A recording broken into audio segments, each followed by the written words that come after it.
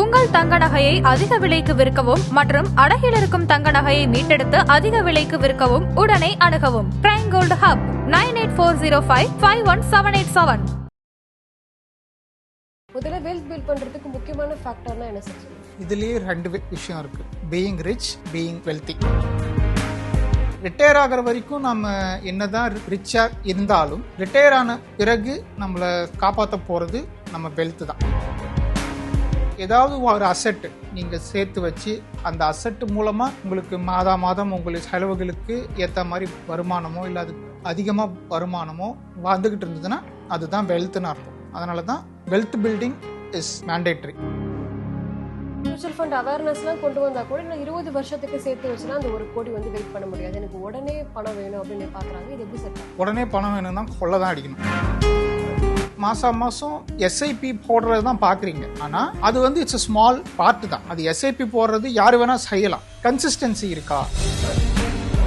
சின்னடா இது இப்போ 2000 ஆரம்பிக்கிறேனே, மாசம் எனக்கு இத்தனை வருஷம் கழிச்சு இவ்வளோ அமௌண்ட் தான் வருமா அப்படிங்கிறத மட்டும் தான் பார்க்குறேன். இன்னைக்கு 2000 சேர்க்குறேன், வேற வேலைக்கு கிடைக்குது, அப்போ 10,000 சேர்ப்பேன். அடுத்த வேலைக்கு கிடைக்குது, இல்லை சைட் பிஸ்னஸ் ஆரம்பிக்கிறேன், அப்போ 50,000 சேர்ப்பேன் மாசம். ஆதன் பிசினஸ் நேயர்களுக்கு வணக்கம். இன்னைக்கு நம்ம கூட எக்கனாமிஸ்ட் ராஜேஷ் அவர்கள் தான் ஜாயின் பண்ணிருக்காங்க. வாங்க பேசலாம். வணக்கம் சார். வணக்கம். எப்படி சார் இருக்கீங்க? நல்லா இருக்கேன் சார். இன்னைக்கு வந்து வெல்த் பில்ட் பண்றதுக்கு எல்லாருக்குமே வந்து ஆசை இருக்கு, ஆனா வெல்த் பில்டிங் சரியா என்ன அப்படின்றது வந்து நிறைய பேருக்கு வந்து தெரியல. ஸோ இன்வெஸ்ட்மெண்ட் மட்டும் போதுமா, இல்ல கடைசி காலத்துல வீடு மட்டும் போதுமா அப்படின்ற கொஸ்டின்ஸ் எல்லாம் இருக்கு. முதல்ல வெல்த் பில்ட் பண்றதுக்கு முக்கியமான ஃபேக்டர்னா என்ன சார் சொல்லுவாங்க? இதுலயே ரெண்டு விஷயம் இருக்கு, being rich, being wealthy. Okay, being rich அப்படின்னா உங்களுடைய நாள்பட்டு தேவைகளுக்கு அப்பப்போ நீங்கள் சம்பாரிச்சுக்கிறீங்க, அதை விட அதிகமாகவே சம்பாதிக்கிறீங்க அப்படின்னு அர்த்தம். ஃபார் எக்ஸாம்பிள், இப்போ எனக்கு மாதம் 50,000 எனக்கு செலவாகுது, அது இல்லாமல் நான் 1 lakh ஏர்ன் பண்ணுறேன், அது இல்லாமல் நல்ல காரு அது இதுன்னு வாங்கி வச்சுக்கிறது, அது வந்து ரிச்சுன்னு சொல்லுவாங்க. ஓகே, வெல்த்தி அப்படிங்கிறது நீங்கள் சேர்த்து வச்ச சொத்துக்கள் உங்களுக்கு வருமானத்தை கொடுத்துக்கிட்டே இருக்கும், அதுதான் வெல்த் அப்படின்னு சொல்லுவாங்க.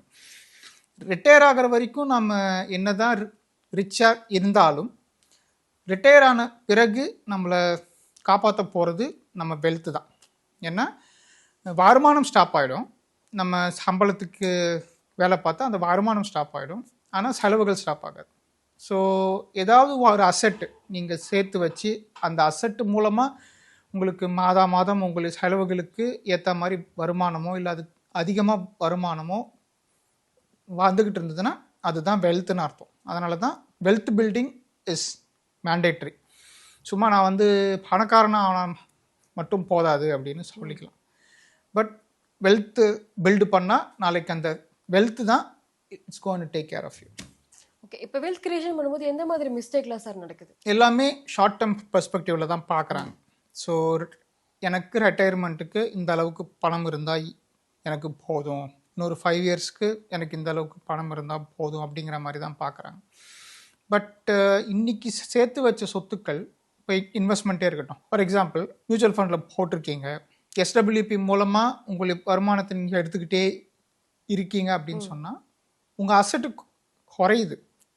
ஓகே, அந்த அசெட்டு குறையாமல் நீங்கள் பார்த்துக்கணும். இப்போ அசெட்டு குறையாமல் பார்த்துக்கணும் அப்படின்னு சொன்னால், இப்போ ஃபார் எக்ஸாம்பிள் கமர்ஷியல் ப்ராப்பர்ட்டி வாங்குறீங்க, இல்லை ஏதாவது ஒரு வீடு வாங்குறீங்க, 4-5 வீடு வாங்குறீங்க, இந்த வீட்டிலேருந்து வருமானம் உங்களுக்கு வந்துக்கிட்டே இருக்குது, அசெட் வந்து ஏறிக்கிட்டே இருக்குது. ஓகே, இந்த பக்கம் வருமானமும் உங்களுக்கு வந்துக்கிட்டு இருக்கு. ஸோ வெல்த் பில்டிங்கில் நம்மளுடைய அசெட்டோட வேல்யூ குறையாமல் பார்த்துக்கணும். அதுக்கு you should have a long term view. ஒரு லாங் டேர்ம் வியூவில் நீங்கள் ஒரு விஷயத்தை பார்க்க ஆரம்பித்தாதான் அது உங்களுக்கு எப்போவுமே கை கொடுக்கும். நிறைய பேர் என்ன செய்கிறாங்கன்னா, ஆல்மோஸ்ட் 99% எல்லாமே ஷார்ட் டேர்ம் வியூ தான் பார்க்குறாங்க. இன்னொரு 5 yearsக்கு, இன்னொரு 10 yearsக்கு அப்படி தான் பார்க்குறாங்களே தவிர, நாளைக்கு நான் ஒரு 85 வயசு வரைக்கும் நான் வாழ்ந்தேன் அப்படின்னு சொன்னால் என் பசங்களுக்கு, என் பேர பசங்களுக்கு என்னால் நல்லா அந்த மாதிரி செய்ய முடியுமா, இல்லாட்டி யாரையாவது எதிர்பார்த்து உட்காந்துருப்பனா அப்படிங்கிற மாதிரி பார்த்துட்டு செய்கிறது தான் நல்ல வெல்த் பில்டிங். அதனால் see it from a long term perspective. Okay, இப்போ நீங்கள் சொன்ன மாதிரி எல்லாருமே இந்த ஷார்ட் டேர்ம் நோக்கி தான் வந்து ஃபர்ஸ்ட் வந்து போகிறாங்க. ட்ரேடிங் மாதிரி உடனே பணம் போட்டு உடனே எனக்கு பணம் எடுத்துடணும் அப்படின்ற மாதிரி. சரி, இப்போ என்ன இந்த மியூச்சுவல் ஃபண்ட் அவேர்னஸ்லாம் கொண்டு வந்தா கூட இன்னும் 20 வருஷத்துக்கு சேர்த்து வச்சுலாம் அந்த 1 கோடி வந்து வெயிட் பண்ண முடியாது, எனக்கு உடனே பணம் வேணும் அப்படின்னு பார்க்குறாங்க. இது எப்படி சார் பார்க்குறீங்க? உடனே பணம் வேணும்னா கொள்ளை தான் அடிக்கணும், ஓகே, இல்லாட்டி நோட் அச்சடிக்கணும். இது ரெண்டுமே தப்பு. எந்த ஒரு விஷயமுமே if it is great it takes time. சீக்கிரமாக ஒரு பொருள் வருது அப்படின்னு சொன்னால் அது சீக்கிரமாகவே போயிடும். நீங்களே பார்த்துருப்பீங்க, லாட்ரியில் நிறைய பேருக்கு பணம் வருது, அப்புறம் கவுன்பனை உற்பத்தியில் சம்பாதிக்கிறாங்க. இதெல்லாம் சம்பாதிச்சவங்க இப்போது வேற are they, what happen to their money? Okay, so ஒரு பணத்தை சம்பாதிக்கிறது முதற்கொண்டு அதை நீங்கள் காப்பாற்றுற வரைக்கும், அதை நீங்கள் இன்னும் மல்டிப்ளை பண்ணுற வரைக்கும் உங்களுக்கு நாலேஜ் வேணும். ஓகே, அந்த நாலேஜ் உங்களுக்கு எப்போ வரும் அப்படின்னு சொன்னால், நீங்கள் சிறுக சிறுக சேர்க்கும் பொழுது நாலேஜும் கெயின் ஆகும், அதுக்குண்டான பேஷன்ஸ் வரும், மாதம் மாதம் நான் கரெக்டாக போடுறேன் அப்படிங்கிற ஒரு டிசிப்ளின் வரும். ஓகே, நீங்கள் வந்து மாதம் மாதம் எஸ்ஐபி போடுறது தான் பார்க்குறீங்க, ஆனால் அது வந்து இட்ஸ் அ ஸ்மால் பார்ட்டு தான். அது எஸ்ஐபி போடுறது யார் வேணால் செய்யலாம், ஆனால் கன்சிஸ்டன்சி இருக்கா, அப்புறம் டிசிப்ளின் இருக்கா, பேஷன்ஸ் இருக்கா, இந்த 3 குவாலிட்டிஸையும் நீங்கள் வளர்த்துக்கிறதுக்கு தான் உங்களை ஃபஸ்ட்டு எஸ்ஐபி போடுன்னு சொல்கிறோம். Okay, you need lot of patience. எவ்வளோ ஆனாலும் நான் இன்வெஸ்ட்மெண்ட் பண்ணிக்கிட்டே வருவேன், அதை எடுக்கவே மாட்டேன் அப்படிங்கிற ஒரு வைராக்கியம். அதுக்கப்புறம் டிசிப்ளின், இதை வந்து கரெக்டாக நான் சேவிங்ஸ் பண்ணிக்கிட்டே வருவேன் அப்படிங்கிற ஒரு டிசிப்ளின். இந்த 3 குவாலிட்டியை வளர்த்துக்கிறதுக்காகத்தான் அந்த எஸ்ஐபி. ஓகே, இது ஏன் இந்த 3 குவாலிட்டி இம்பார்ட்டண்ட் அப்படின்னு சொன்னால், இந்த எஸ்ஐபிலையோ இல்லை வேறு ஏதாவது ஒரு வகையிலையோ உங்களுக்கு அந்த பணம் நாளைக்கு நிறைய வரும் பொழுது இந்த 3 குவாலிட்டிஸ் தான் உங்களை காப்பாற்றுமே ஒழிய, அந்த பணம் அதை நீங்கள் சரியாக மேனேஜ் பண்ண தெரியலன்னா அது உங்களை காப்பாற்றாது. ஓகே, எப்போவுமே உடனே வேணும்னு நினைக்காதீங்க, it doesn't happen that way. உடனே உங்களுக்கு காசு வருதுங்கிற ஒரு வழி தெரிஞ்சுதுன்னா உடனே உங்கள் காசு போகிறதுக்கான வழியும் அதே தான். The more the risk the more the returns. Okay, இப்போ ஆப்ஷன் ட்ரேடிங்கோ இல்லை ஃபியூச்சர்ஸ் ட்ரேடிங்கோ இல்லை ஸ்டாக் ட்ரேடிங்கோ நான் போட்டியை எடுத்துருவேன் அப்படின்னு once you enter, first trading வந்துடும், இட்ஸ் அ பிகினர்ஸ் லக். அதுக்கப்புறம் you will be taken over by your hormones. உங்களால் ஒன்றுமே பண்ண முடியாது. இப்போது சிறுக சிறுக சேர்க்கறதுங்கிறது ஆன் அ லாங் டேர்ம் பேசிஸில் எப்போவுமே அட்வான்டேஜாக இருக்கும். அதுக்கு பேஷன்ஸ், டிசிப்ளின், கன்சிஸ்டன்சி, இது 3 தான் அந்த 10 வருஷமோ 15 வருஷமோ 20 வருஷமோ நீங்கள் வளர்த்துக்கிறீங்களே ஒழிய உங்கள் பணத்தை நீங்கள் வளர்க்கலை. அது வந்து லாஸ்ட் பார்ட்டு தான். 95% இந்த 3 தான், பாக்கி இருக்கிற 5% தான் அந்த பணம். ஓகே, இந்த 3 முக்கியம் அப்படின்னு சொல்லி சார், டிசிப்ளின், கன்சிஸ்டன்சி, இது எல்லாமே. ஸோ இது எல்லாமே தவிர்த்து எமோஷனல் இம்பாக்ட் எந்த அளவுக்கு சார் இருக்கு வெல்த் கிரியேட் பண்ணும்போது? We are all emotional creatures தான். ஸோ நாளைக்கு ஒரு மார்க்கெட்டில் பணத்தை போடுறோம், மார்க்கெட் சடனாக இறங்குது, அப்படியே பக்குன்னு இருக்கும், ஐயோ இறங்குதே நம்ம ஒரு வேலை எடுத்துடலாமோ அப்படின்னு சொல்லி எடுக்க தோணும். மார்க்கெட் ஏறுதே இப்போ அதிகமாக பணத்தை போடலாமான்னு போட தோணும். அப்புறம் வேறு ஏதாவது அவன்யூ இருக்கே, நம்ம ஃப்ரெண்டு ஏதோ ஒரு ஃபைனான்ஸ் கம்பெனியில் அவன் 40% தரான் 50% தரான்னு போடுறானே, நாம ஏன் அதில் போடக்கூடாது அப்படின்னு உங்கள் mind will play lot of games. So அந்த மைண்ட் கேமை தாண்டி சைக்கலாஜிக்கலாக அதை நீங்கள் தாண்டி வந்தாலொழிய இந்த long term wealth building it is not possible. எல்லாமே எமோஷனல் தான். என்ன நடந்தாலும் என்னோட இன்வெஸ்ட்மெண்ட் ஸ்ட்ராட்டஜி இதுதான் அப்படிங்கிற ஒரு முடிவு பண்ணிட்டீங்கன்னா it's a successful strategy. Back test பண்ணிவிட்டு இந்த ஸ்ட்ராட்டஜி ஒர்க் ஆகும் அப்படிங்கிற ஸ்ட்ராட்டஜி தான் சொல்கிறேன் நான். சும்மா ஜஸ்ட் லைக் தட் ஓகே நான் ஒரு நாளைக்கு 1 lakhs சம்பாதிப்பேன்னு இஷ்டத்துக்கு ஸ்ட்ராட்டஜி எல்லாம் போட முடியாது. Doesn't work that way. So tested strategy, இந்த ஸ்ட்ராட்டஜி படி நான் இன்வெஸ்ட் பண்ணணும். இப்போது லாங் டேர்ம் பேசிஸில் ஒரு 15 வருஷத்துக்கு நான் மாதம் இந்த அமௌண்ட்டை நான் போடுவேன், என்னோடய போர்ட்ஃபோலியோவில் இவ்வளோ தான் அசட் அலோகேஷன் இருக்கும். இது எல்லாத்தையுமே ஒரு பிளான் பண்ணி stick to that strategy. Okay, ஆரம்பத்தில் ரொம்ப கஷ்டமாக இருக்கும், நிறைய டைவர்ஷன் இருக்கும். ஒரு 1 year 2 year அதை தாண்டி இது எல்லாத்தையும் you just ignore the noise. Okay, கீழே இருக்கும்போது நாய்ஸ் நிறைய இருக்கும். ஒன்ஸ் நீங்கள் மேலே போக போக போக அந்த நாய்ஸு குறைஞ்சிக்கிட்டே வரும். ஸோ மேலே போகிற வரைக்கும் வெயிட், இந்த நாய்ஸ் குறையிற வரைக்கும் யூ வெயிட். உங்களுடைய எமோஷ்னலாக அந்த ஒரு ஃபெய்த், ஓகே என் ஸ்ட்ராட்டஜி ஒர்க் ஆகும், இது long term strategy.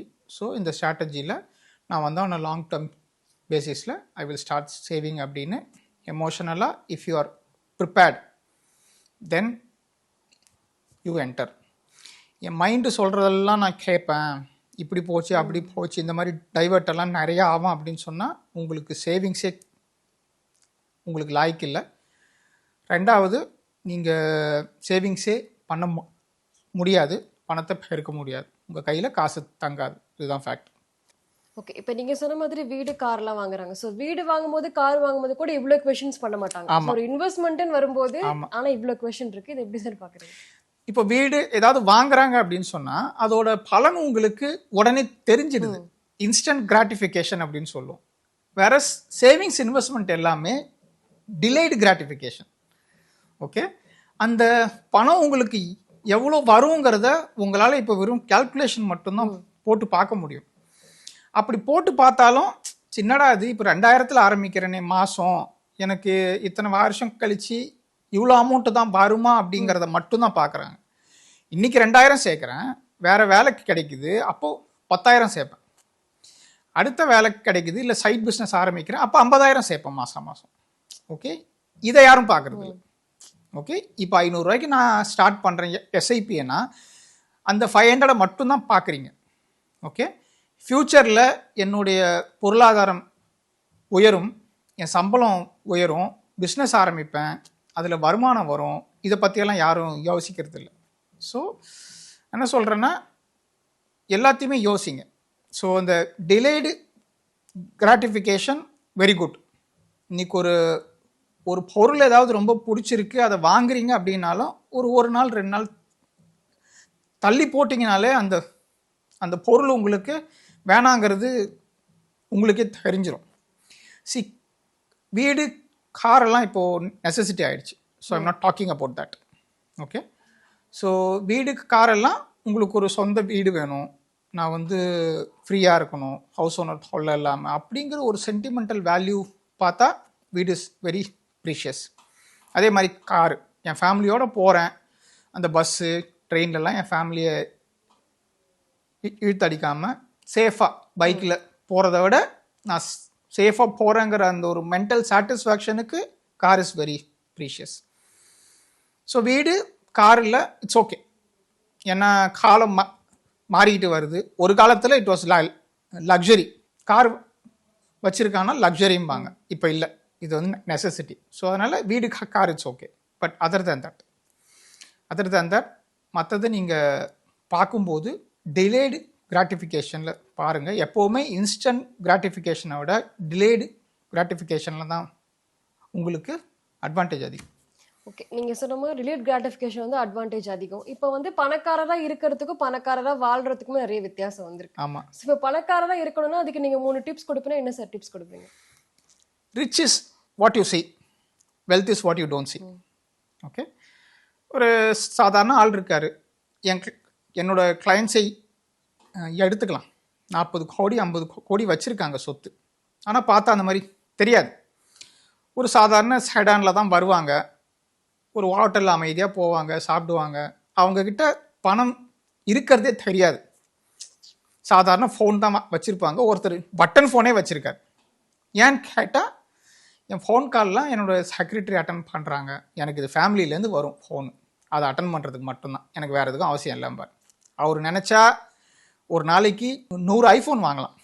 Okay, so பணக்காரனாக இருக்கிறது விட பணக்காரனாக காமிச்சிக்கிறது ரொம்ப டேஞ்சர். ஓகே, 10,000 ரூபா சம்பளம் வரும்போது 4,000 ரூபா சட்டையை எடுக்கிறது இட்ஸ் நாட் ரைட். ஓகே, 20,000 ரூபா சம்பளம் வரும்போது 30,000 ரூபா சம்பளம் வரும்போது 1 லேக்குக்கு ஃபோன் வாங்குறது it's not right. Okay, so being rich வேற, ஆக்சுவலி பீயிங் வெல்த்தி வேற. ரிச்னா ஓகே, இவன் காஸ்ட்லி கார் வச்சுருக்கான், காஸ்ட்லி ட்ரெஸ்ஸு போடுறான், லேட்டஸ்ட் மொபைல் ஃபோன் வச்சுருக்கான், இது எல்லாமே you are doing that to look rich. Being ரிச்னா 40 கோடி 50 கோடி வச்சுருக்கேன், 5 கோடி வச்சுருக்கேன், அது எனக்கு வருமானம் வந்துக்கிட்டே இருக்குது, I am fine with this. So ஒரு லெவலை தாண்டிட்டிங்கனாலே மற்றவங்களை இம்ப்ரெஸ் பண்ணணுங்கிறது போயிடும். So the goal is to be rich, not look rich. Okay okay, உங்கள் பணம் இருக்கா, ஹாப்பியாக இருங்க, அதை வெளியே காமிச்சிக்கணுங்கிற அவசியம் இல்லை. ஓகே, என் கிளைண்ட்ஸை பார்த்துட்டே சொல்கிறேன் நான், அந்த மாதிரியெல்லாம் இருக்காங்க மக்கள். ஓகே, சாதாரணமாக வருவாங்க, சாதாரணமாக போவாங்க, ஒன்றுமே தெரியாது, அவங்ககிட்ட அவ்வளோ பணம் இருக்குன்னே தெரியாது, but they are very happy. நினச்சா அவங்களால வாங்க முடியும், அசட்டு பில்ட் பண்ணிக்கிட்டே இருப்பாங்க. ஒரு ப்ராப்பர்ட்டி ஏதாவது வருதா, கமர்ஷியல் ப்ராப்பர்ட்டி, உடனே வாங்குறதுக்கு அவங்ககிட்ட காசு இருக்கும். Various the guy who is looking rich, அவங்ககிட்ட காசு இருக்காது. அதுதான் வித்தியாசம். இப்போ நீங்கள் முன்னாடி சொன்ன மாதிரி வீடு கார் எல்லாமே வந்து ஒரு நார்மலான விஷயமா ஆயிடுச்சு. ஸோ இப்போ இருக்கிற காலகட்டத்தில் முக்கால்வாசி பேருக்கு இந்த லோன் இஎம்ஐ இது எல்லாமே இருக்குது. ஸோ இது எல்லாத்தையும் தாண்டி வெல்த் கிரியேஷன் எப்படி சார் கிரியேட் பண்ணுறது? காலம் மாறிடுச்சு. ஃபஸ்ட்டு சொன்ன மாதிரி ஃபஸ்ட்டு வந்து கடன் பட்டார் நெஞ்சம் போல் கலங்கினான் இலங்கை வேந்தன் அப்படிம்பாங்க. இப்போ வந்து கடன் இல்லாமல் வாழ்க்கையை உங்களால் நடத்தவே முடியாது.